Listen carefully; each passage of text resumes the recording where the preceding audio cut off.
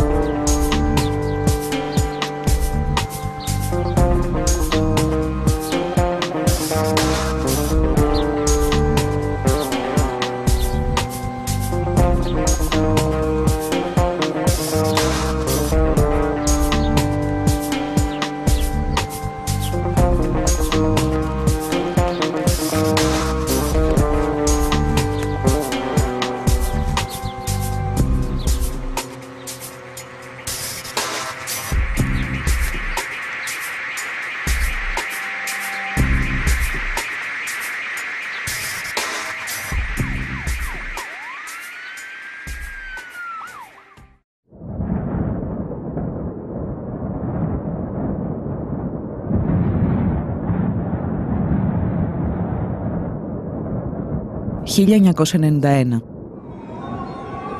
Ο σύντομος 20ος αιώνας φτάνει στο τέλος του. Η Δύση οραματίζεται το τέλος της ιστορίας και επιχειρεί να το εφαρμόσει στη Ρωσία.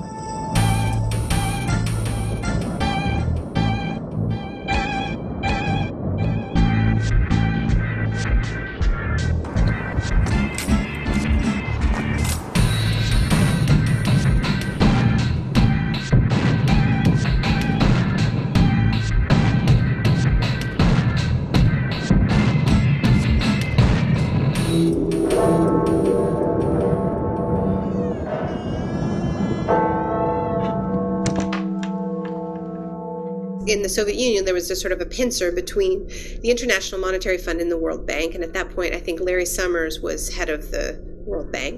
And he says the laws of economics are like the laws of engineering.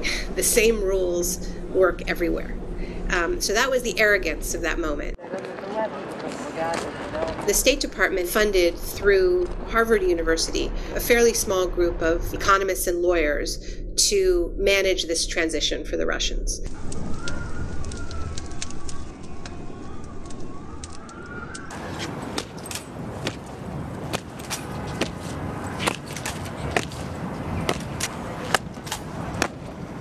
Η μετάβαση περιλαμβάνει το μεγαλύτερο πείραμα ιδιωτικοποιήσεων στην ιστορία της ανθρωπότητας.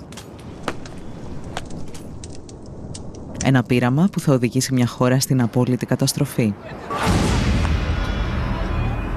For $1-2 million, you could buy enterprise where only steel constructions were so costly that it can be, I don't know, hundreds of millions of dollars or maybe billions of dollars.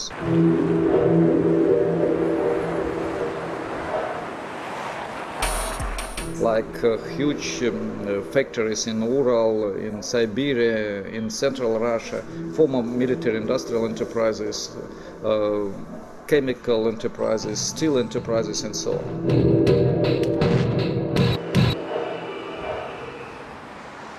In the center of Moscow, the hotel Centralny, which means central, a 19th century beautiful building, they were going to sell it for an equivalent in Russian rubles of $1,000.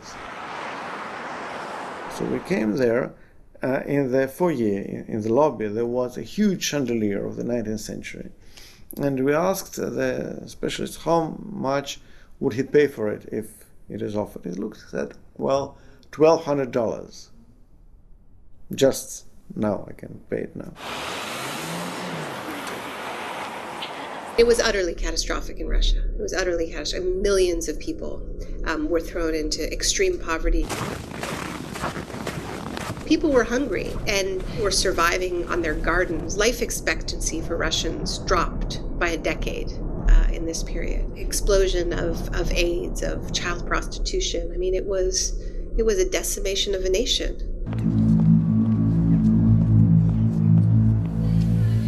Η εκποίηση μιας χώρας που σχεδιάζεται στη Δύση και εφαρμόζεται από τους Ρώσους ολιγάρχες δεν θα μπορούσε να επιβληθεί χωρίς περιορισμό των δημοκρατικών ελευθεριών. Brutal privatization was one of the reasons why opposition started to fight and why Yeltsin and the oligarchs, newly appeared bourgeoisie and bureaucrats started to fight against parliament.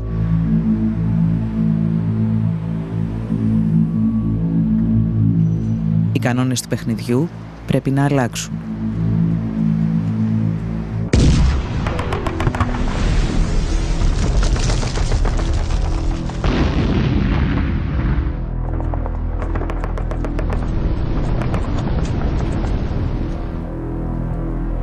Το 1993, ύστερα από ένα μίνι πραξικόπημα εναντίον του Κοινοβουλίου, ο Γέλτσιν αισθάνεται έτοιμος να ανοίξει ολοκληρωτικά τον ασκό των ιδιωτικοποιήσεων. I am absolutely certain that privatization in 1994 wouldn't be even technically possible without the coup d'etat of 1993. Η διαδικασία αυτή ονομάστηκε καταστρόικα.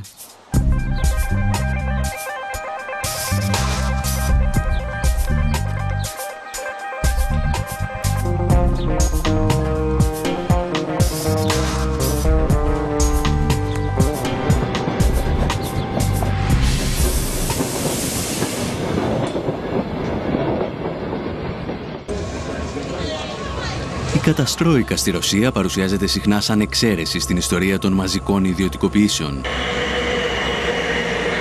Στην πραγματικότητα ήταν απλώς ένα ακραίο παράδειγμα του πως η εκποίηση μιας χώρας είναι ασυμβίβαστη με την πολιτική ή την οικονομική δημοκρατία.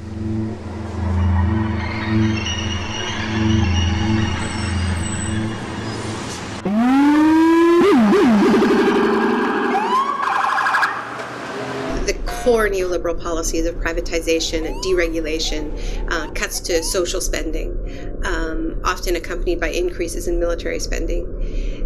These policies were first imposed under dictatorship. The first laboratories of neoliberalism had nothing whatsoever to do with democracy.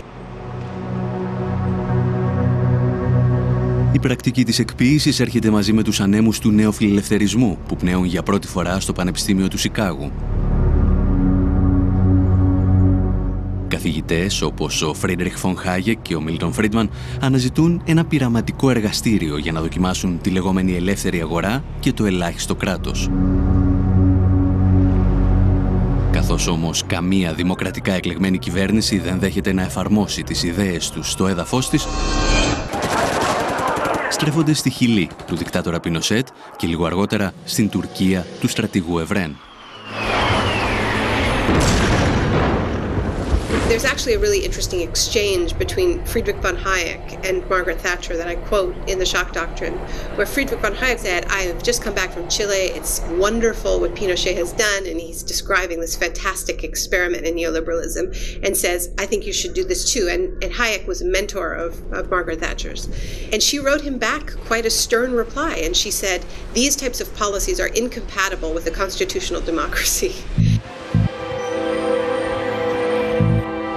Η Μάργαρετ Θάτσερ θα βρει τελικά έναν τρόπο για να φέρει τη νεοφιλελεύθερη συνταγή των ιδιωτικοποιήσεων στη Δυτική Ευρώπη.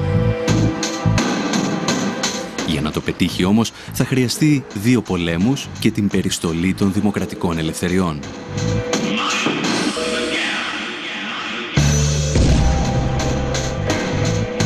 What saved Margaret Thatcher's career as a politician, what got her reelected, was the Falklands War. And she literally said, we won the war abroad and now we must win the war at home. And the war at home was a war against trade unions, and she was explicitly referring to the coal miners. And in an extraordinarily violent way, the Thatcher government just beat down that union. It was some of the most violent attacks on trade union in the Western world.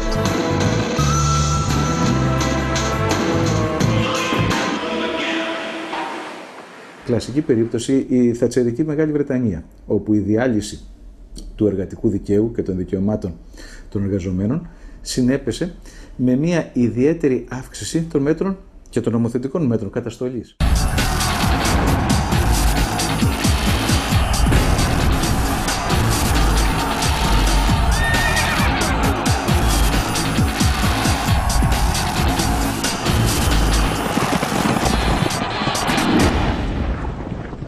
Το πιο χαρακτηριστικό είναι ότι τώρα προβλέπεται στο δίκαιο της Μεγάλης Βρετανίας ότι μια πικετοφορία η οποία θα έχει πάνω από 4 πρόσωπα έξω από ένα χώρο εργασίας θα απογορευτεί ως δυνάμει τρομοκρατική για το φρόνημα των εργαζομένων μέσα στην επιχείρηση.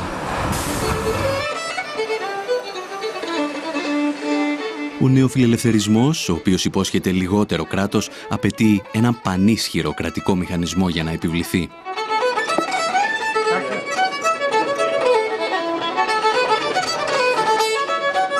We should never forget that neoliberalism is an ideology. I don't mean this as just dismissing it. By ideology, I mean it's never or very rarely really followed in actual politics. Take Reagan, the first neoliberal in power. Are you aware that, as we all know, the state machinery as such exploded under Reagan? It is clear that neoliberalism can function only through an extremely strong regulative role of the state. So the question should not be these pseudo problems, what amount of state regulation, more capital, but who will do this regulation?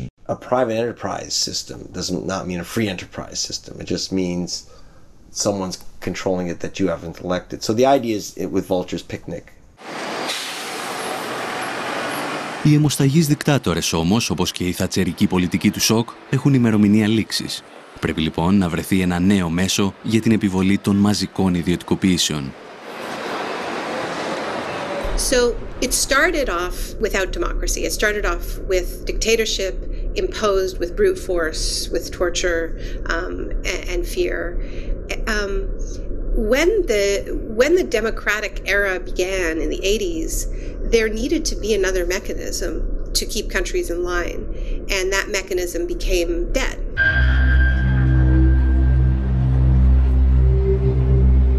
Φορείς όπως το Διεθνές Νομισματικό Ταμείο και ο Παγκόσμιος Οργανισμός Εμπορίου πρωτοστάτησαν στην εκποίηση ολόκληρων χωρών. Σύντομα όμως, στο πλευρό τους βρέθηκε και η Ευρωπαϊκή Ένωση. The emergency packages with the IMF have enabled the EU for the first time to actually advocate privatizations.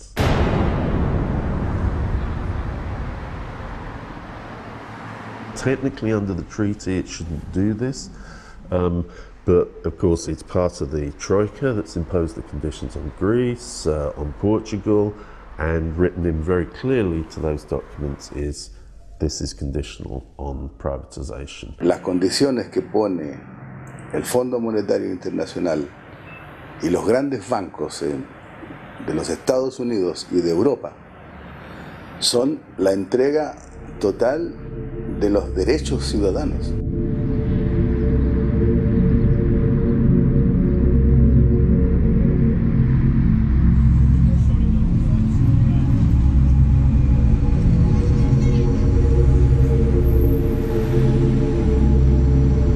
No one privatizes or deregulates unless there's a hammer over their head, like in Greece now, in Spain, in Italy, when basically there's tremendous pressure on the government because there's a desperate financial situation.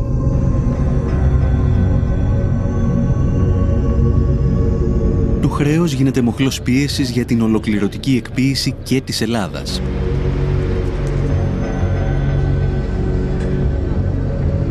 Και Σε αυτή την περίπτωση όμως υπάρχει ένα μικρό εμπόδιο που πρέπει να ξεπεραστεί. Η δημοκρατία.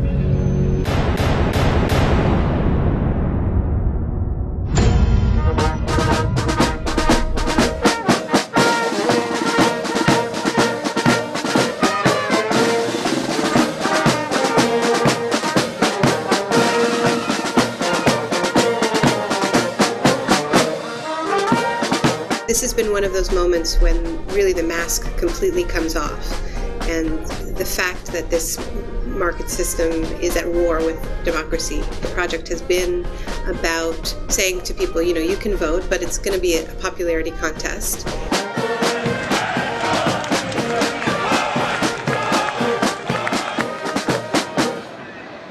The so-called the independent central bank is a mechanism for saying, you know, politicians can't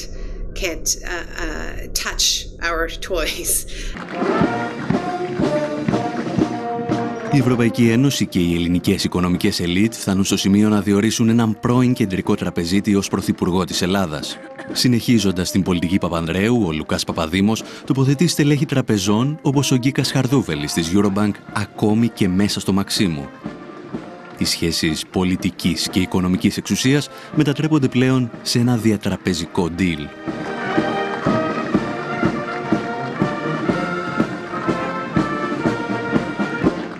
Direct cancelling of democracy. The idea is you play with democracy, but when things get serious, experts should take over. We don't have time to play these games, and so on and so on. Greece is portrayed as sort of a nation of children that needs to, you know, have all of these, the keys to the car taken away. Y es terriblemente grave lo que ocurre en Grecia, ¿no? Aquí nació la democracia. Y el sistema financiero internacional pretende que aquí muera la democracia.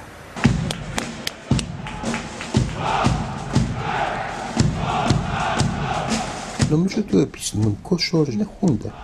Απλώς έχουμε μια ομάδα πολιτικών οι οποίοι έχουν επικεφαλής τους έναν τραπεζίτη και μάλιστα τον ίδιο τραπεζίτη ο οποίος ευθύνεται σε πάρα πολύ μεγάλο βαθμό για την χρεοκοπία.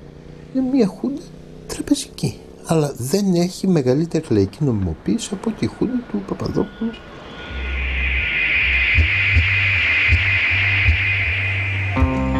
Η κυβέρνηση Παπαδήμου είναι απλώς ένα στάδιο για τον οικονομικό έλεγχο της Ελλάδας. Η Ευρωπαϊκή Ένωση θα στείλει πολλούς ακόμη τοποτηρητές. The Floridians have given up their sovereignty to a large extent to Washington, D.C., but in return, they get to decide what Washington, D.C. is going to do because they send their representatives and their senators to Washington, D.C.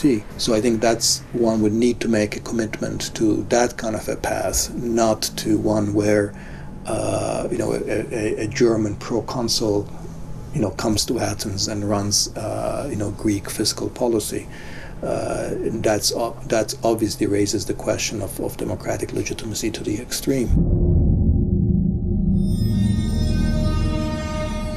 Ο Γερμανός έπαρχος ακούει στο όνομα Horst Reichenbach και έρχεται στην Ελλάδα ως επικεφαλής μιας στρατιάς τεχνοκρατών. Δίπλα του, εκατοντάδες γκρίζα κουστούμια της Ευρωπαϊκής Ένωσης και του Διεθνούς Νομισματικού Ταμείου τοποθετούνται στα σημαντικότερα υπουργεία της χώρας. The task force is then, so to speak, the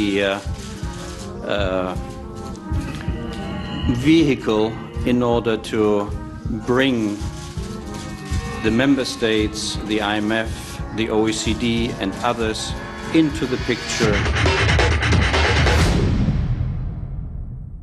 Περνάμε τώρα σε μια νέα περίοδο νέα απεικιοκρατική, σε μια νέα περίοδο στην οποία τα διεθνή οικονομικά και πολιτικά κέντρα επιβάλλουν λογικές, όχι πια μόνο τώρα στην Αφρική και στη Λατινική Αμερική, αλλά ακόμα και στην Ευρώπη, και ότι αυτό γίνεται ένα εγγενές κομμάτι της οργάνωσης του ύστερου καπιταλισμού. Welcome. Hello again.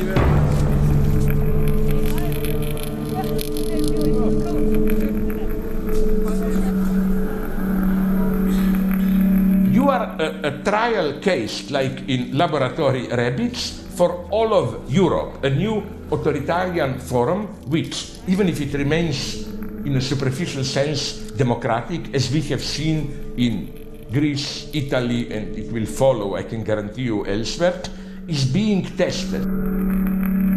Ο έλεγχος της χώρας από ξένα και ελληνικά οικονομικά συμφέροντα επιτυγχάνεται κυρίως μέσα από 2 δανειακές συμβάσεις.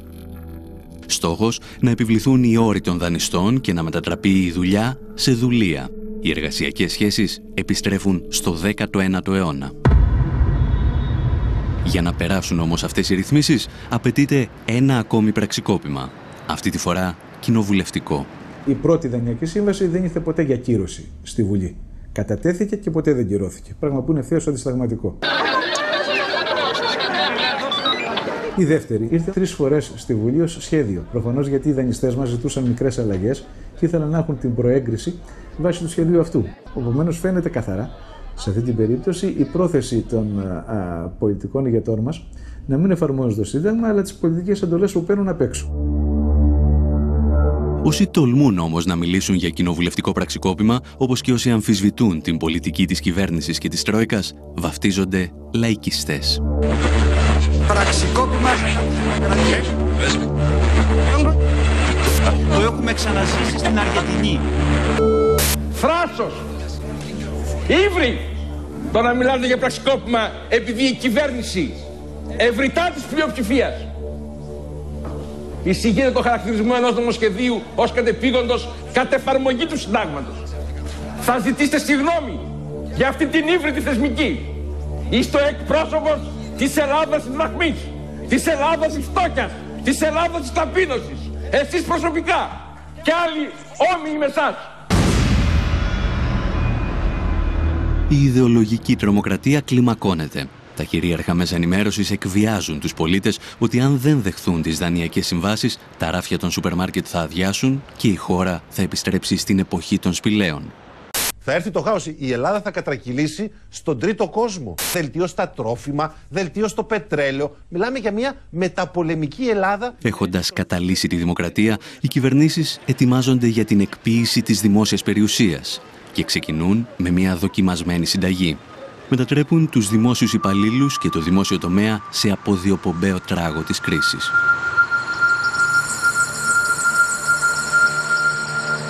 There is a sort of ideology that the public sector performs worse than the private sector, but the empirical evidence for that is not strong.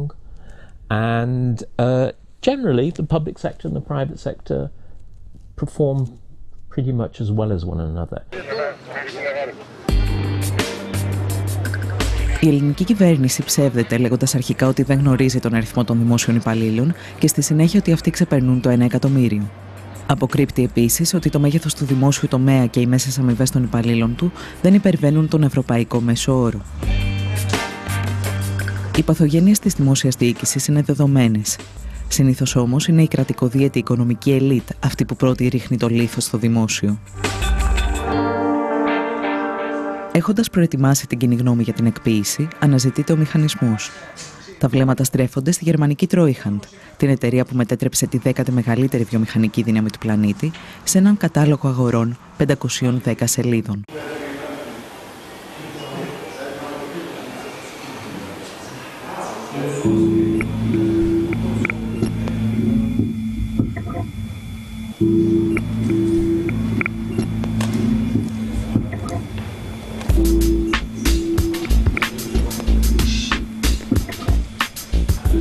Eurosal, η αίθουσα του ευρώ. Σε ένα δωμάτιο 280 τετραγωνικών μέτρων χτυπάει η καρδιά του Γερμανικού Υπουργείου Οικονομικών. Για ορισμένους, η καρδιά ολόκληρης της Ευρωζώνης.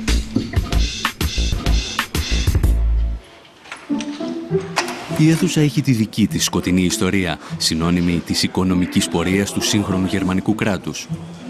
Οι επιτελείς της Luftwaffe χάρασαν σε αυτό το δωμάτιο τη στρατηγική τους για τους βομβαρδισμούς ευρωπαϊκών πόλεων.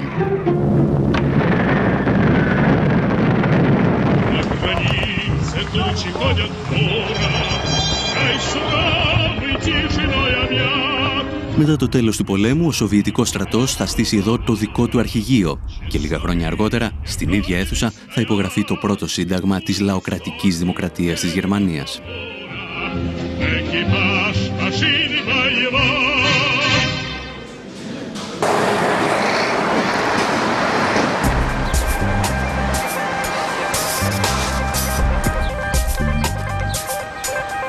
Το αρχιτεκτονικό μεγαθύριο που κατασκεύασε ο Γκέρινγκ ως το μεγαλύτερο κτηριακό συγκρότημα στην Ευρώπη στεγάζει τώρα τη μεγαλύτερη βιομηχανική επιχείρηση εκείνης της εποχής.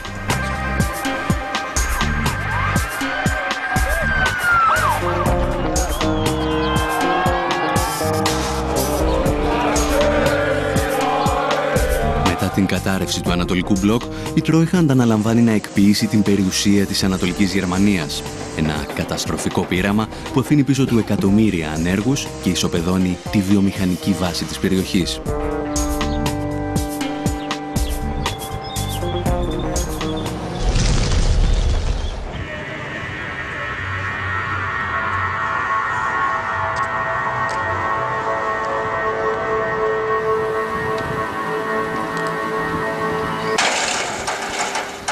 Historisch gesehen ist es natürlich eine fatale Geschichte, weil die Treuhand selbst, also die Idee einer Treuhandgesellschaft, quasi von den Bewegungen innerhalb der DDR ausging.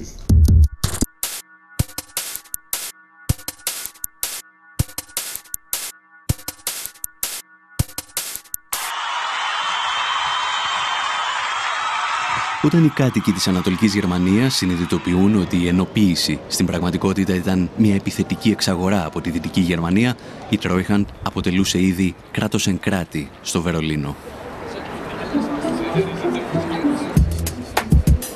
Για να λειτουργήσει το γραφειοκρατικό τερατούργημα, χρησιμοποιείται εξοπλισμός και δίκτυα επικοινωνίας των ενόπλων δυνάμεων της πρώην Ανατολικής Γερμανίας.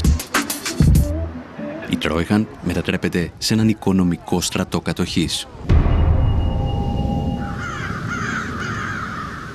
Schon während noch die DDR völkerrechtlich bestand, war aber schon maßgeblich beeinflusst natürlich von westdeutschen Politikern, von westdeutschen Managern und letztendlich auch von westdeutschen Finanzhaltern. Der Treuhand war also ein beliebter Spruch, sehr wichtig, der hieß Tina. Tina heißt, there is no alternative, und das Porträt von Maggie Thatcher war auf vielen Schreibtischen. Η Τρόιχαντ έχει στην ιδιοκτησία της 8.000 επιχειρήσεις, 40.000 εργοστάσια και 4 εκατομμύρια στρέμματα καλλιεργήσιμων και δασικών εκτάσεων. Κυρίως όμως έχει στα χέρια της τις τύχες 4,5 εκατομμυρίων εργαζομένων. Και τότε ξεκινά το μεγάλο πιάτσικο.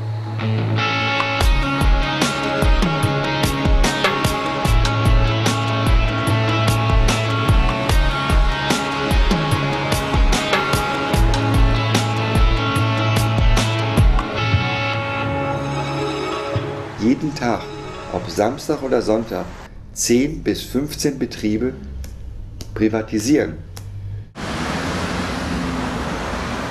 Das war natürlich das eigentliche Dilemma und hat auch dann zu Chaos und Schiebereien und Betrügereien geführt. Sind Leute aufgetreten, die überhaupt nicht über das Volumen und den finanziellen Background verfügten, um so ein Unternehmen zu kaufen. Die hatten das Geld schlichtweg gar nicht, sondern sind eingestiegen, haben dann aus dem Unternehmen das Geld rausgezogen, haben damit die Rechnung bezahlt und das Unternehmen nur ausgeplündert und abgewickelt. Und da gibt es zig Beispiele, also sehr, sehr viele. Das hat dazu geführt, dass viele von diesen Firmen dann nachher insolvent waren und von den 4,5 Millionen Arbeitnehmern der DDR-Betriebe blieben nachher nur noch 1,5 Millionen Arbeitsplätze übrig.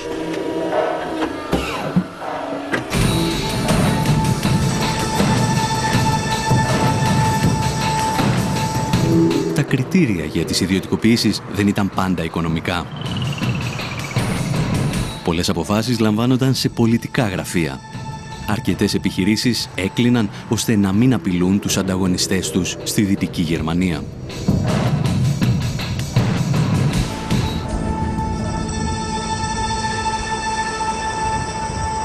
Treuhandbetriebe waren ja nicht wertlos. Da wird immer von marode gesprochen, da waren sicher Betriebe dabei, die nicht funktioniert haben und auch marode waren. Aber es waren auch andere Betriebe dabei, die durchaus mithalten konnten mit westlichen Betrieben, die auch exportiert haben in westliche Länder und die Produkte wurden auch im Westen verkauft. Es gab erhebliche Vorwürfe, dass Parteien Gelder bekommen haben, um bestimmte Privatisierungen zu fördern.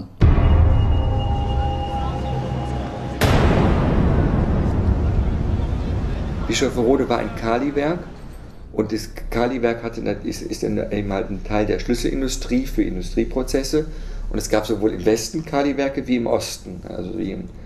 Und natürlich hatte der Einfluss der BASF, also als konkretes Beispiel, war so groß, dass sie eben als Monopolstellung keine andere Konkurrenz dulden musste. Obwohl es Investoren für die Ostbetriebe gab, mussten sie trotzdem liquidiert werden.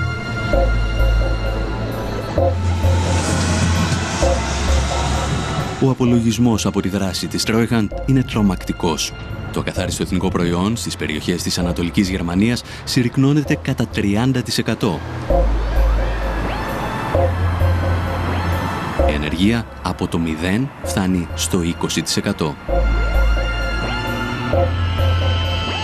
Το σημαντικότερο όμως ήταν ότι αφού ξεπούλησε μια ολόκληρη χώρα, η Τρόιχαντ κατάφερε να παρουσιάσει ζημιές δισεκατομμυρίων.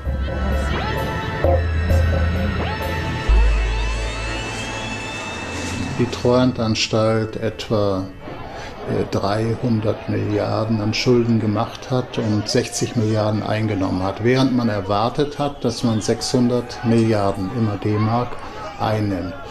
Also es sind erhebliche Schulden übrig geblieben, die auch bis heute noch getilgt werden in dem sogenannten Erblastentilgungsfonds und der läuft außerhalb des Bundeshaushalts.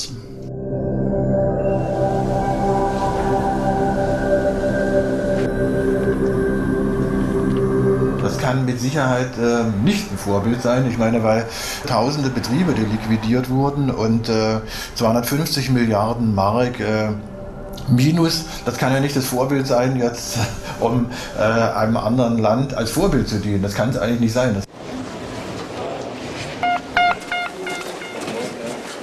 Ladies and gentlemen, good afternoon. Παρ' όλα αυτά, ο πρόεδρος του Eurogroup, Jean-Claude Juncker, παρουσίαζε την Treuhand σαν πρότυπο για την Ελλάδα. I have noted with satisfaction that Greece is willing to set up a privatization fund and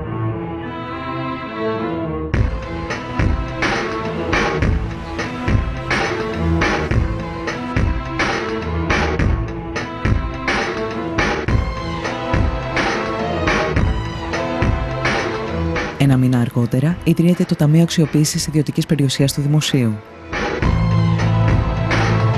Η ελληνική Τρόιχαντ στείνει τα γραφεία της πίσω από το κτίριο της Παλιάς Βουλής και τα τρία κόμματα του Μνημονίου, Πασόκ, Νέα Δημοκρατία και Λάος, μοιράζονται τη διοίκηση του οργανισμού. Εδώ είναι ο ομότιμος καθηγητής του Αριστοτελείου Πανεπιστημίου, ο κύριος Κουκιάδης. Τώρα, ο κύριος Κωνσταντίνος Μητρόπουλος είναι ο διευθύνων σύμβουλος και το πιο κεντρικό πρόσωπο. Έχει μια εταιρεία, την Cantor, δούλευε και στον Όμιλο Λάτσι πρόσφατα. Λίγους μήνες αργότερα, ο δημοσιογράφος που παρουσίαζε τη σύνθεση του Ταμείου γίνεται υπεύθυνος επικοινωνίας του. Σε άλλες θέσεις κλειδιά συναντώνται πολλά στελέχη από τις δύο εταιρείες που διεύθυνε ο Κώστας Μητρόπουλος. Politicians, the technical advisors, and the senior managers in the public companies themselves are all very acutely aware that the privatization process gives them opportunities of extremely high-paid directorships, consultancies, etc. with the newly privatized companies.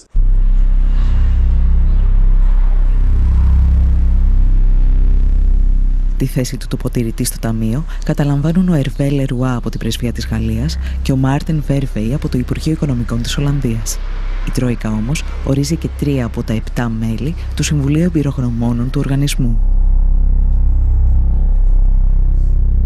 Οι όροι που θέτει η Τρόικα στην Ελλάδα για τη λειτουργία του Ταμείου θυμίζουν κατεχόμενη χώρα. Το κόστος της ιδιωτικοποίησης πέφτει στους Έλληνες φορολογούμενους, ενώ τα έσοδα, που αρχικά εκτιμώνταν σε 50 δισεκατομμύρια ευρώ, θα πήγαιναν στους πιστωτές. The 50 billion, if these proceeds are collected by the government, they will be used for debt reduction. Το Ταμείο λειτουργεί σε συνθήκες απόλυτης μυστικότητας, παρέχοντας υπερεξουσίες στα μέλη του. Αυτά αναλαμβάνουν την πώληση ή την παραχώρηση κτηρίων, εκτάσεων, υποδομών και πακέτων μετοχών. Το Ταμείο μπορεί να εκμεταλλευτεί ακόμα και τον υγιαλό ή τα αρχαία μνημεία. Μοναδική προϋπόθεση να μείνουν στη θέση τους.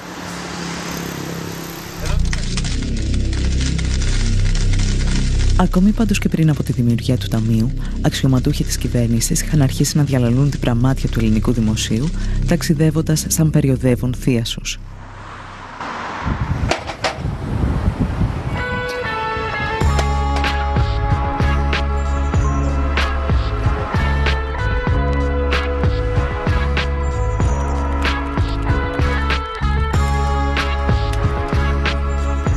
I turn up in central London at Claridge's Hotel, one of the swankiest hotels in one of the swankiest postcodes in all of Britain. You walk all the way through to the back room, and it's a kind of ballroom, and it's got 5 chandeliers. It's got more mirrored surfaces than I could possibly count. And you turn up in this room, and it's basically a group of Greek businessmen and Greek officials talking about how they're going to sell off Greek assets. Big key assets belong to the Greek state, belong to Greek taxpayers, would just be flogged off. No more fooling around. Not in this place. And we pull up our pants and we make some money. A pile of money. And at one point, they played the music from Zorba the Greek. And in this country, you can't now think of the music from Zorba the Greek without thinking of plates being smashed on the ground. Let's go. Up.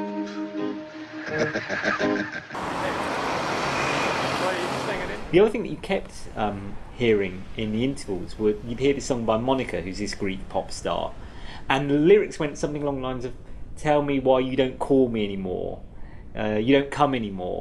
And I thought, again, here's this image which unknowingly they've summoned up of kind of Greece as this kind of pariah state where it's now the pariah within Europe. Η Ελλάδα της εποχής του Ζορμπά είναι η Ελλάδα της υποτέλειας σε ξένες πολυεθνικές που ελέγχουν τις υποδομές της χώρας. Μια υπερχρεωμένη χώρα με ένα διεφθαρμένο πολιτικό σύστημα.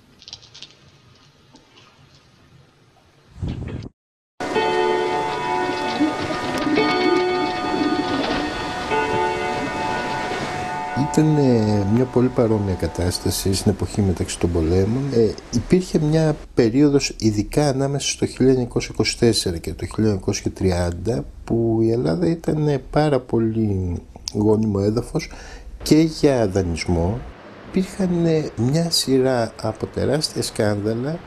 Ήταν δεδομένο ότι οι κυβερνήσεις εξαγοράζονταν μέχρι και το πολύ στενό περιβάλλον του Βενιζέλου. Σε όλα αυτά είχαμε άμεσες παρεμβάσεις των ξένων πρεσβειών.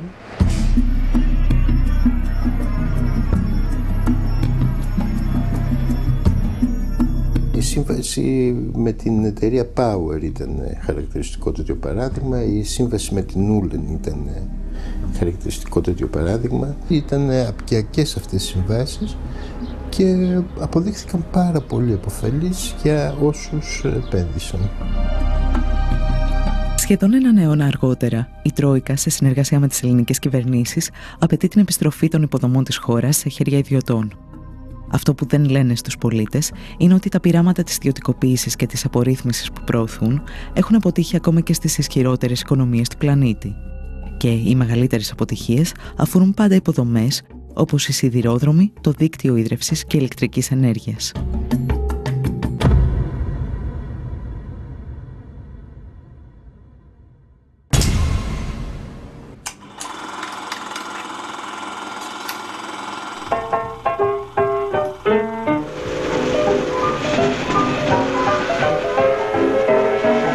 Λένε ότι μπορεί μπορείς να διαβάσεις την ιστορία του παγκόσμιου οικονομικού συστήματος στις γραμμές ενός τρένου. Ο ατμός που οθεί τη βιομηχανική επανάσταση μετατρέπεται σε κερδοσκοπική φούσκα για την αμερικανική οικονομία, όταν δεκάδες ιδιωτικές εταιρείες απλώνουν χιλιόμετρα από μεταλλικές ράγες.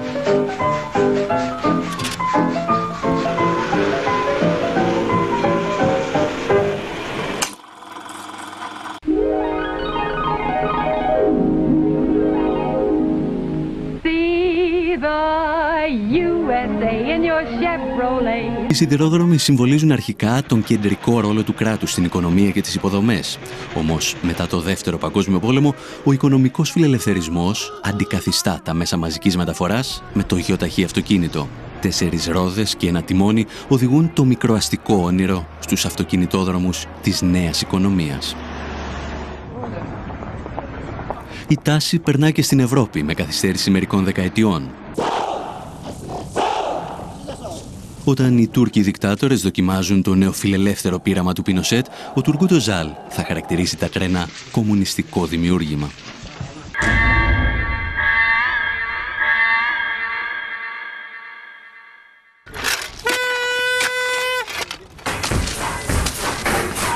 Παρ' όλα αυτά, οι σιδηρόδρομοι στην Ευρώπη παρέμειναν εν πολλοίς στον έλεγχο του δημόσιου τομέα. Μέχρι τη στιγμή που η γυραιά Αλβιώνα αποφάσισε να πραγματοποιήσει ένα καταστροφικό πείραμα. Σαν κινηματογραφική ταινία χωρίς happy end.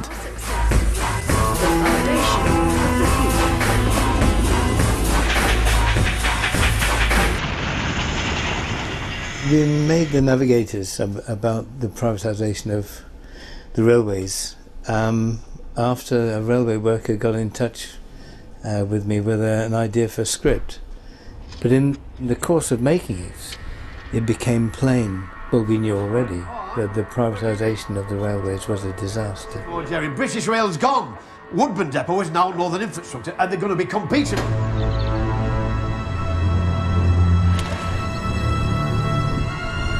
Ακόμη και η Μάργαρετ Θάτσερ αναγνώριζε ότι τα τρένα δεν λειτουργούν αποτελεσματικά έξω από το δημόσιο τομέα.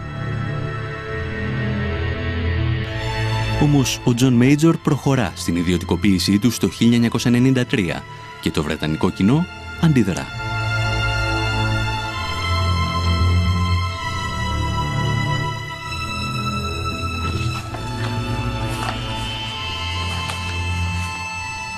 They thought they belonged to them, and they were a public service, not something to be run by companies who put on cheap logos and really seemed to be just in it to make money. Τα τρένα, το δίκτυο των γραμμών και οι υπηρεσίες συντήρησης τελικά καταλήγουν σε διαφορετικούς ιδιώτες. Τόσους πολλούς που στη συντήρηση και μόνο δραστηριοποιούνται 2.000 εταιρείες.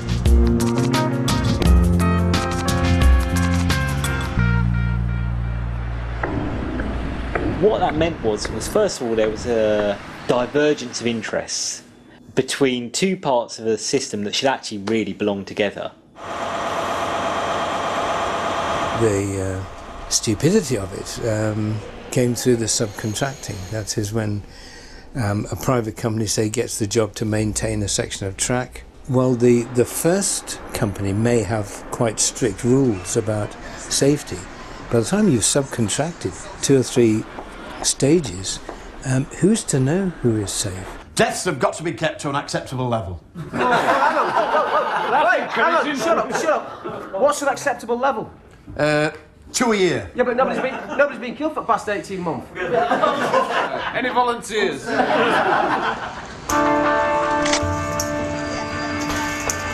I think there has to be a case made where you say that was indecent haste and in the end it cost lives.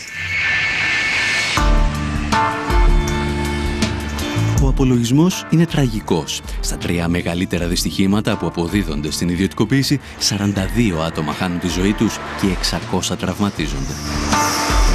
It was undoubted that in the early days of privatization, the way that the industry was privatized caused those accidents. Ο εκτροχιασμός των ιδιωτικοποιήσεων όμως δεν μετριέται μόνο σε ανθρώπινες ζωές.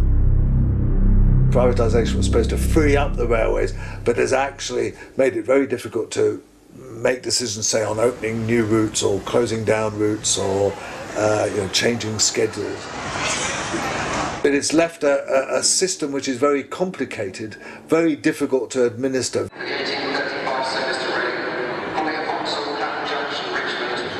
It was bad for the passengers.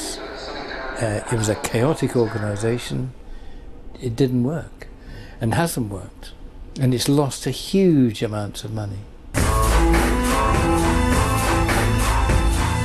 Μέσα σε 3 χρόνια, το δημόσιο πληρώνει σε επιδοτήσεις στις ιδιωτικές εταιρείες ό,τι κέρδισε από το ξεπούλημα των τρένων. Και το κόστος για τους φορολογούμενους δεν σταματά εκεί.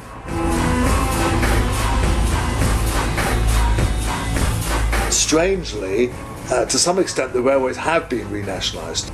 Really, it's left us with a semi-government-administered system that costs a lot more than it cost under nationalisation and hasn't really delivered the investment, as the investment has largely been paid for by the public sector.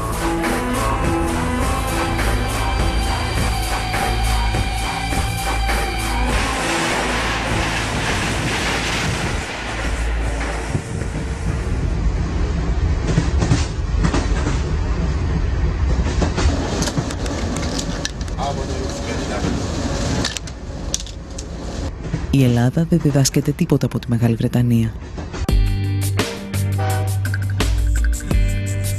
Οι κυβερνήσεις του Μνημονίου θέτουν σε εφαρμογή το σχέδιο ιδιωτικοποίησης των σιδηροδρόμων. Πάντα με τη βοήθεια των κυρίαρχων μέσων ενημέρωσης. Πάει πολύ αργά, είναι καθυστερημένο στις ώρες του, είναι βρώμικο συχνά, έτσι. Είναι χαρακτηριστικό ότι οι αιτήσεις ζημίες του ομίλου ΟΣΕ και της Τρενοσέ φτάνουν το 1,2 δισεκατομμύρια ευρώ. Τα ελληνικά τρένα παρουσιάζονται ως ο πλέον ζημιογόνος δημόσιος οργανισμός στην Ευρώπη. Ποιος ευθύνεται όμως για αυτό το χρέος?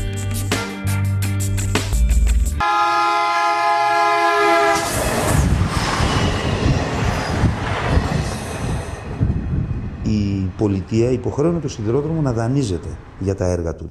Μια αντίστοιχη περίπτωση δεν υπάρχει στην ελληνική τέτοια, γιατί και οι αυτοκινητόδρομοι και τα λιμάνια και τα αεροδρόμια χρηματοδοτούνταν από το κράτος. Αυτόν τον δανεισμό σήμερα η κυβέρνηση τον μετέφερε ότι είναι χρέος του ΟΣΕ.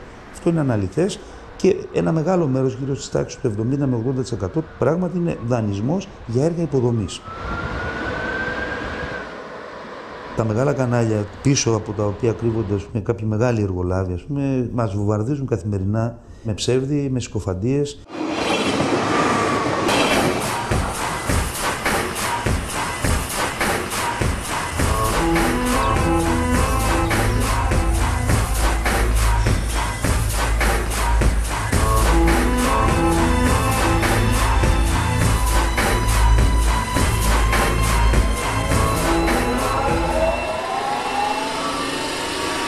Η κριτική εστιάζεται στους μισθούς των εργαζόμενων και στο κόστος λειτουργίας.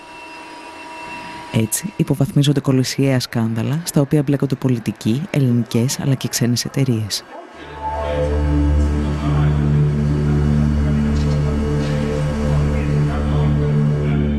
Δεκάδες εκατομμύρια ευρώ ξοδεύονται σε γραμμές που δεν λειτουργούν ποτέ. Σειρμοί νοικιάζονται σε τιμές με τις οποίες θα μπορούσαν να αγοραστούν. Το δημόσιο φτάνει να παραγγέλνει από τη Siemens ηλεκτράμαξες χωρίς να έχει ηλεκτρικό δίκτυο για να τις χρησιμοποιήσει. Παράλληλα πληρώνει μεγαλοεργολάβους για έργα που δεν παραδίδονται ποτέ. Υπάρχει και μια σκοπιμότητα, δηλαδή αποαξιώνουμε τον δημόσιο πλούτο μας με σκοπό, αφού τον απαξιώσουμε, να τον δυσφημίσουμε, έτσι ώστε πολύ πιο εύκολα να πείσουμε την ελληνική κοινή γνώμη ότι ίσως ένας ιδιώτης θα είναι πολύ καλύτερη λύση, ας πούμε, για τον ελληνικό σιδηρόδρομο.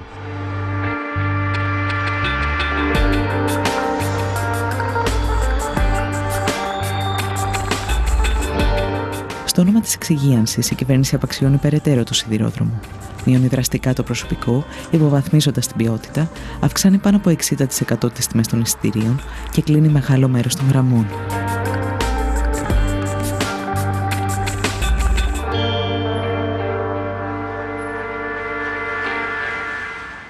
Ιδιαίτερα στο κομμάτι της γραμμής, ας πούμε, Άργους Τρίπολης Καλαμάτας, επενδύθηκαν κάποια εκατομμύρια ευρώ. Και σήμερα δεν υπάρχει τρένο εκεί. Μετρώντας μόνο κέρδη ή ζημιές, οι υποστηρικτές της ιδιωτικοποίησης ξεχνούν ότι ο σιδηρόδρομος είναι πάνω απ' όλα ένα αγαθό για την εξυπηρέτηση του πολίτη. Ένα αγαθό για το οποίο έχουν πληρώσει γενιές Ελλήνων φορολογούμενων. Κάποτε στην Ελλάδα, ας πούμε, κρατικοποιούσαν τα χρέη των ιδιωτών. Σήμερα στην Ελλάδα προσπαθούν να ιδιωτικοποιήσουν τα κέρδη που θα μπορούσε να έχει ο πολίτης μέσα από κρατικές υπηρεσίες. Τι επένδυσε ο ιδιώτης ώστε να πάρει αυτό το τομέα σε τιμή πολύ χαμηλή, ας πούμε, από την αξία του ίδιου του έργου.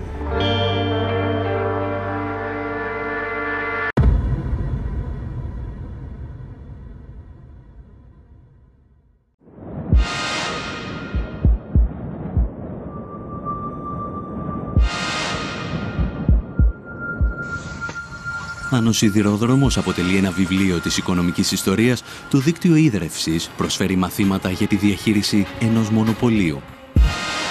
Και αυτή τη φορά έχει έρθει η σειρά του Παρισιού να πληρώσει το λογαριασμό.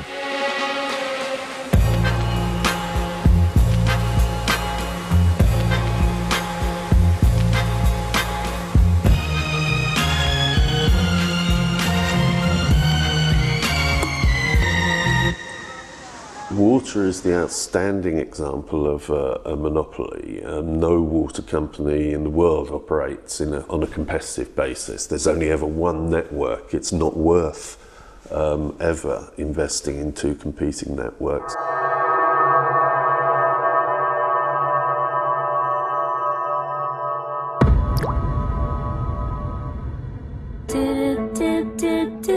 Δύο πολυεθνικές με τεράστια οικονομική και πολιτική ισχύ, η Βεόλια και η Σουέζ, διεκδικούν τη διαχείριση του δικτύου ίδρευσης του Παρισιού και ο Ζακ Σιράκ τους την προσφέρει.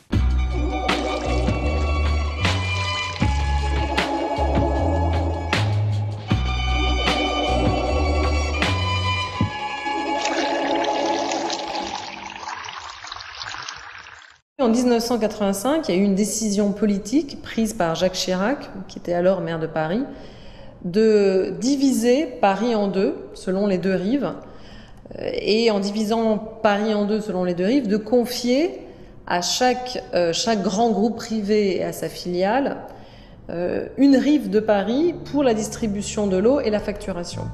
Il n'y avait pas d'arguments techniques avancés. Il n'y avait pas d'arguments, on va dire, même financiers. Il y avait, je pense, une position idéologique qui était de dire le privé est plus efficace. Ο λογαριασμός έρχεται φουσκωμένος στους πολίτες. Οι τιμές αυξάνονται συνεχώς επί 15 χρόνια. Le bilan au niveau du prix de l'eau, c'est une facture qui a quand même été multipliée par 260%, donc fois 2,5. Donc c'est vrai qu'on a eu une augmentation croissante du prix de l'eau, avec parfois, comment dirais-je, pas d'explication technique ou économique qui justifiait l'augmentation.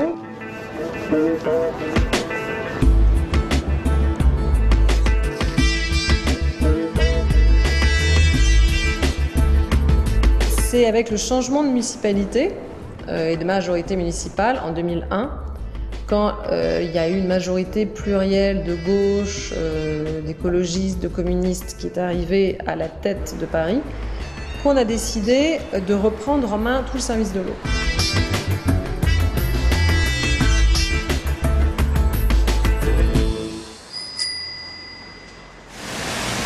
Σε αντίθεση με τους ιδιώτες, η νέα δημοτική εταιρεία ίδρευσης, η οποία συστήνεται το 2010, μειώνει τα τιμολόγια κατά 8% και επενδύει όλα τα έσοδά της στην ανανέωση του δικτύου. Il y a aussi, pour moi, une question très importante qui est une question de démocratie. C'est-à-dire qu'une gestion publique permet, si elle est bien faite, d'avoir une plus grande évaluation politique par la collectivité parisienne.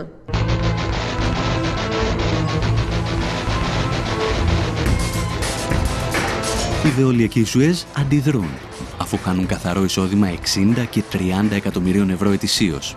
Ασκούν πιέσεις στην κυβέρνηση, στο Δήμο και στα συνδικάτα εναντία στην Anne Lestrade, η οποία κίνησε τη διαδικασία. De fait, il considère que je suis un peu le diable incarné. Η μάχη του Παρισιού φέρνει στο φως το παρασκήνιο της διαπλοκής ανάμεσα στις πολυεθνικές του νερού και την πολιτική εξουσία. Jérôme Monod, qui était le dirigeant de la Lyonnaise des Eaux, était celui qui avait été l'un des dirigeants du parti de Jacques Chirac. Παρά τις διασυνδέσεις τους όμως, οι πολυεθνικές του νερού φαίνεται να χάνουν τη μάχη με τους πολίτες. There were a number of political campaigns and battles fought right across Europe and indeed right across the world at the time. The result of those battles was largely that people rejected water privatization very strongly. Η Ευρωπαϊκή Ένωση όμως γυρίζει την πλάτη της στις αποφάσεις των πολιτών. Γραμμή στις Βρυξέλλες χαράσουν οι πολυεθνικές και επόμενος στόχος τους είναι η Ιταλία.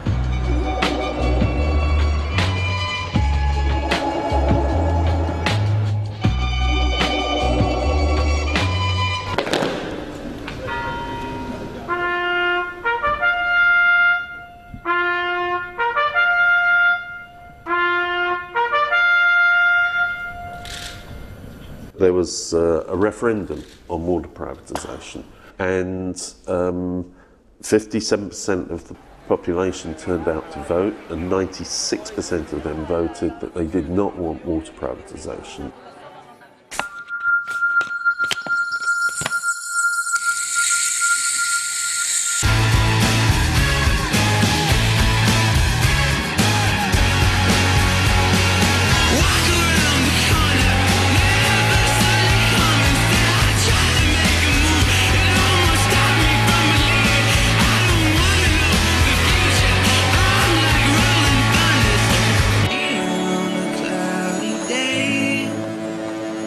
Even Berlusconi said, I can't privatise the water. There's been a referendum that says we're not allowed to.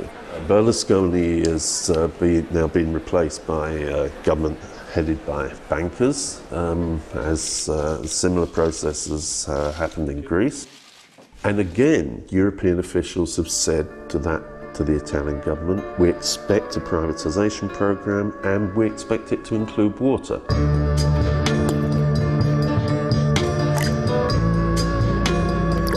Με μυστική επιστολή τους προς τον νέο Ιταλό Πρωθυπουργό, ο Ζαν-Κλοντ Τρισέ και ο Μάριο Ντράγκι από την Ευρωπαϊκή Κεντρική Τράπεζα απαιτούν αυτό που απέρριψε ο Ιταλικός λαός.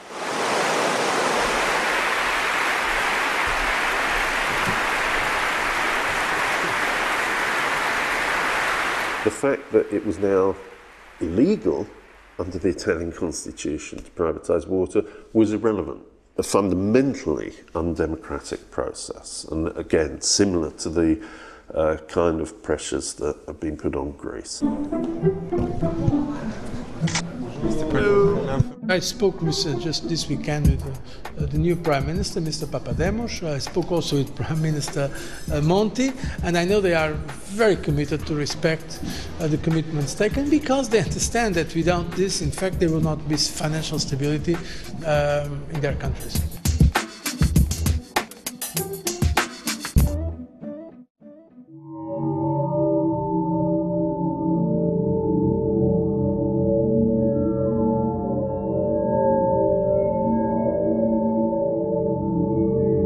Γνωρίζουμε παγκοσμίως ότι εκεί που δρά βοηθητικά το Διεθνές Νομισματικό Ταμείο, τα νερά ιδιωτικοποιούνται. Γνωρίζουμε πολύ καλά ότι υψηλόβαθμα στελέχη των Σουέζ και Βεόλια είναι υψηλόβαθμα στελέχη και σύμβουλοι του Διεθνούς Νομισματικού Ταμείου. Γνωρίζουμε πολύ καλά ότι στελέχη της Σουέζ και Βεόλια έχουν σχέσεις με την Ευρωπαϊκή Κεντρική Τράπεζα. Γνωρίζουμε πολύ καλά ότι στο Ευρωκοινοβούλιο πληρώνονται πολλοί άνθρωποι για να κάνουν lobbying εκεί μέσα και να προασπίσουν συμφέροντα των δύο αυτών πολυεθνικών. ότι οι άνθρωποι των εταιριών μπαινοβγαίνουν σε κυβερνήσεις και όταν φεύγουν οι κυβερνήσεις ξαναμπαίνουν στις εταιρείες. Στην Ελλάδα, η κυβέρνηση Παπανδρέου τοποθετεί ως διευθύνοντα σύμβουλο της ΕΙΔΑΠ ένα πρώην υψηλόβαθμο στέλεχος της Veolia. Ο Νίκος Μπάρδης, που προωθούσε την ιδιωτικοποίηση για λογαριασμό της Γαλλικής Πολυεθνικής, σήμερα χαρακτηρίζει την Ελλάδα προπύργιο της Σοβιετικής Ένωσης.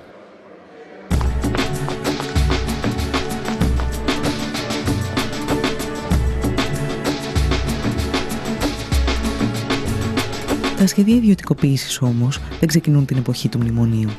Η εκποίηση του δικτύου ίδρευσης και αποχέτευσης στην Αθήνα και τη Θεσσαλονίκη αρχίζει επί κυβερνήσεως Σιμίτη με την εισαγωγή στο χρηματιστήριο.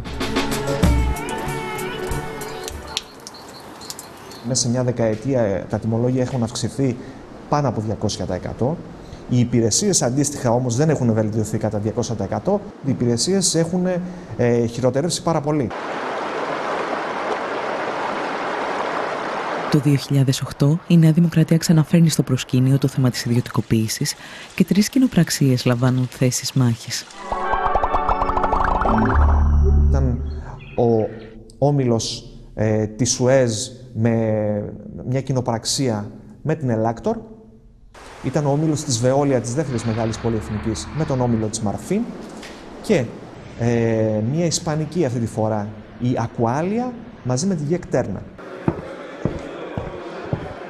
Στελέχη της Σουέζ τότε ερχόντουσαν στα κτίρια. Το τι συζητιόνταν πίσω από κλειστές πόρτες δεν το γνωρίζουμε.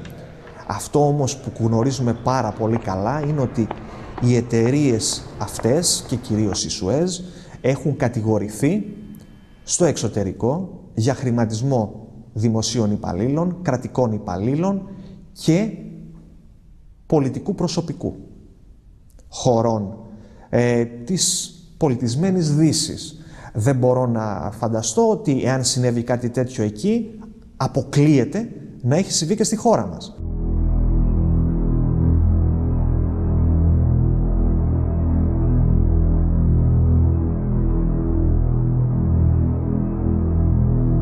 Η προκήρυξη των εκλογών διέκοψε ή έχει αναστείλει προς το παρόν την πορεία ιδιωτικοποίησης της ΕΙΑΘ. Θέλω να μου πείτε αν γίνεται κυβέρνηση, αν θα συνεχίσετε αυτή τη διαδικασία ή αν διαφωνείτε με αυτή την προοπτική. Είμαστε αντίθετοι στην ιδιωτικοποίηση των υδάτινων πόρων.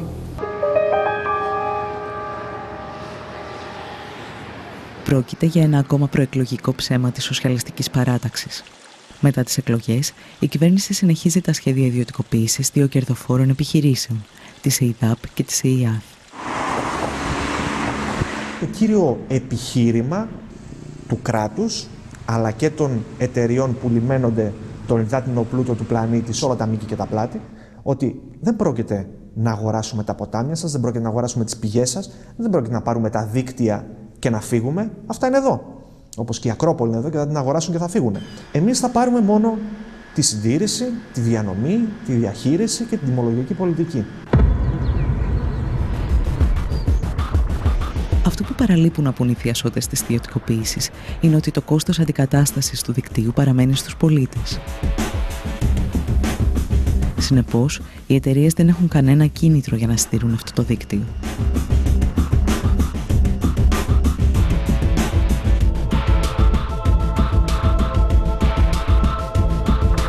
Ελλειπή συντήρηση, κέρδος για τον ιδιώτη, καταστροφή του υλικού, αντικατάσταση από τον Έλληνα πολίτη. Τα κέρδη στον ιδιώτη, η ζημία στον Έλληνα πολίτη φορολογούμενο.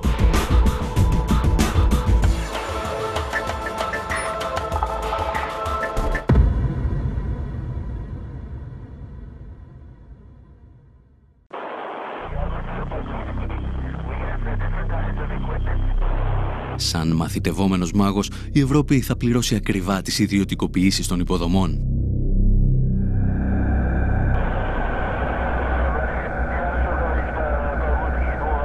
Οι δυνάμεις της αγοράς όμως θα δείξουν το αληθινό τους πρόσωπο ακόμη και στη γενέτειρα του νεοφιλελευθερισμού, τις Ηνωμένες Πολιτείες.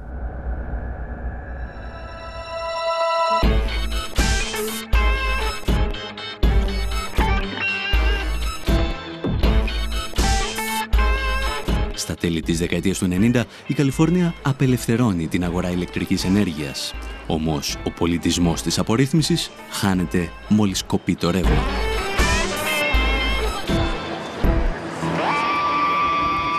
The fantasy that you can have a market in electricity or gas, that's just not possible. It is a natural monopoly. There's only one wire going to your house.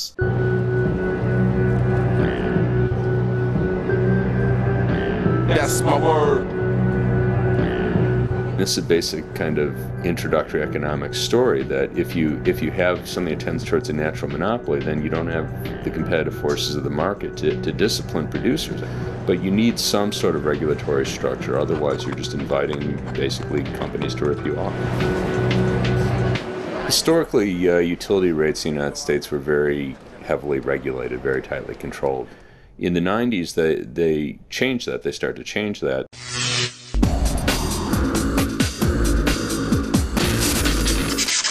We were going to deregulate the construction, operation, and ownership of the generation plants while leaving the transmission system and the distribution system in the hands of the utilities. Οι εταιρείες παραγωγής ενέργειας μπορούν πλέον να αυξήσουν ανεξέλεγκτα την τιμή χονδρικής. Για να το πετύχουν, αναπτύσσουν σύνθετες στρατηγικές εξαπάτησης με κωδικές ονομασίες. In the case of Enron, they did things like they even had names for them. They're traded as Death Star, Get Shorty, Ricochet, Cramming, False Scheduling. One was named Fat Boy after the first nuclear bomb that was dropped. Οι εταιρείες φτάνουν στο σημείο να διακόπτουν την παραγωγή ηλεκτρισμού προκειμένου να παρουσιάζονται ελλείψεις και να αυξάνεται η τιμή της κιλοβατόρας. Las Vegas Cogen, this is Rich. Hey Rich, this is Bill up at Enron. This is going to be a word-of-mouth kind of thing. Okay. We want you guys to get a little creative. Okay. And come up with a reason to go down. Okay, so we're just coming down for some maintenance. We have people from Enron on tape laughing about how they were pulling power offline and how they were sending grandma's rates through the roof. So the rumor's true? They're fucking taking all the money back from you guys? All the money you guys stole from those poor grandmothers in California? Yeah, Grandma Millie, man. Yeah, now she wants her fucking money back for all the power you charged jammed right up her ass for fucking $250 a megawatt hour.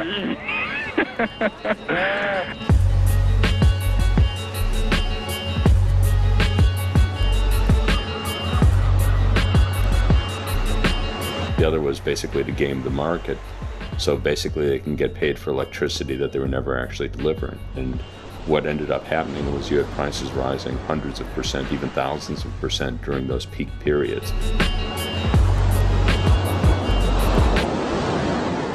Enron corrupted our system deeply, but it wasn't just Enron. And the idea that just Enron was one bad apple is wrong. All 6 of the big power companies were involved in conspiracies. Enron could not act alone.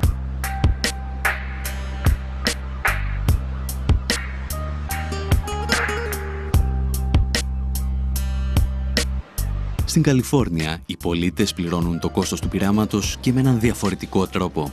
Οι δυνάμεις της αγοράς αφήνουν εκατομμύρια ανθρώπους κυριολεκτικά στο σκοτάδι.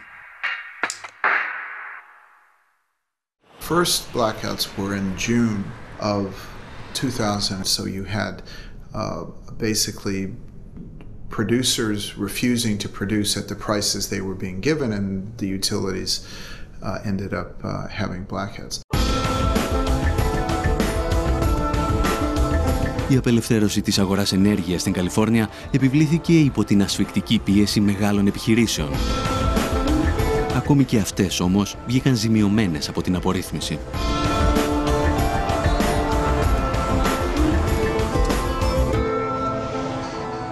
The irony, of course, is that major utility users, big businesses who use vast amounts of energy, were major advocates for the deregulation.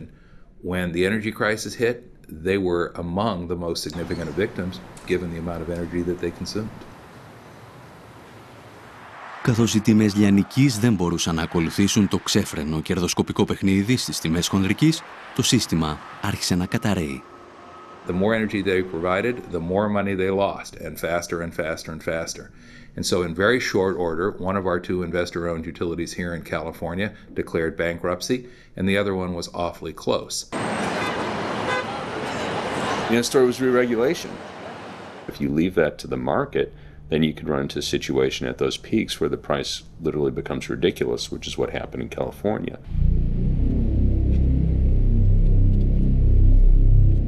Regulation is the application of democracy to the economy. It's how we as a public democratically control monopoly businesses so they don't control us.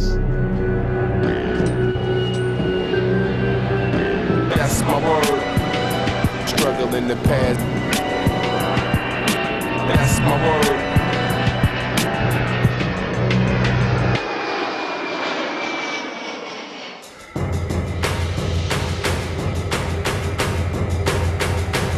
Η Ευρώπη θα γνωρίσει τις δικές της σκοτεινές ημέρες από την απορρίθμιση και τις ιδιωτικοποίησεις στην αγορά ενέργειας. Η απορρίθμιση ξεκινά με τη συνθήκη του Μάστριχτ, όταν η Ευρωπαϊκή Ένωση υπόσχεται βελτίωση των υπηρεσιών και μείωση των τιμών.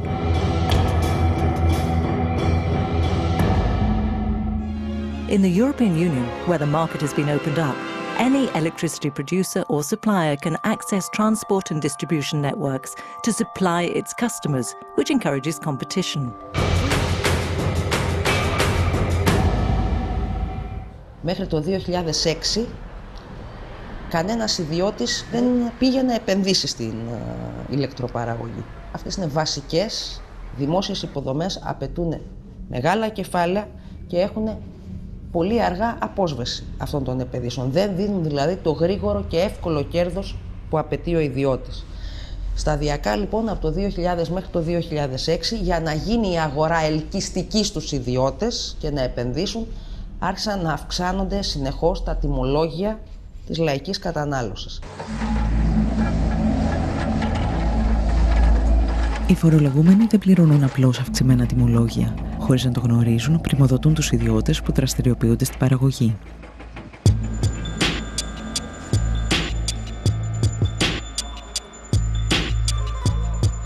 Ο Μυτιληνός έχει την αλουμίνα της Ελλάδος και ο Λάτσης στα ελληνικά πετρέλαια, τα δηληστήρια.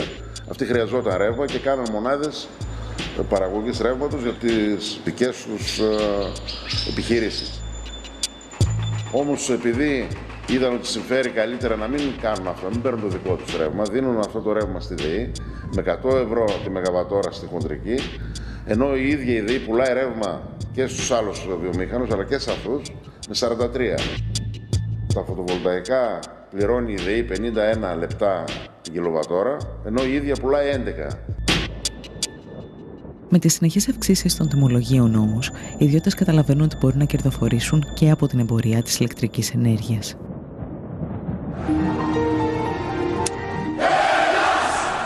Η νούμερο 1 ιδιωτική εταιρεία ηλεκτρικής ενέργειας είναι εδώ. Ο Δόκτωρ Λάμπρος ο ρευματολόγος και η κυρία Φωτεινή άλλαξαν ρεύμα χωρίς καμία αλλαγή στο μετρητή τους. Κάποια στιγμή λοιπόν εμφανίστηκαν και οι ιδιώτες πάροχοι. Τι σημαίνει λοιπόν πάροχος? Σημαίνει απλά μεσίτης. Γι' αυτό και ονομάζονταν και αεριτζίδες, γιατί δεν είχαν τίποτα. Για να μιλάμε με νούμερα, με 60.000 δηλαδή μετοχικό κεφάλαιο, μιλάμε για αστείο ποσό, μπορούσε κάποιος να πάρει άδεια ως πάροχος ηλεκτρικής ενέργειας. Μια εταιρεία που παράγει ενέργεια από ανανεώσιμες πηγές. Από πού έπαιρναν?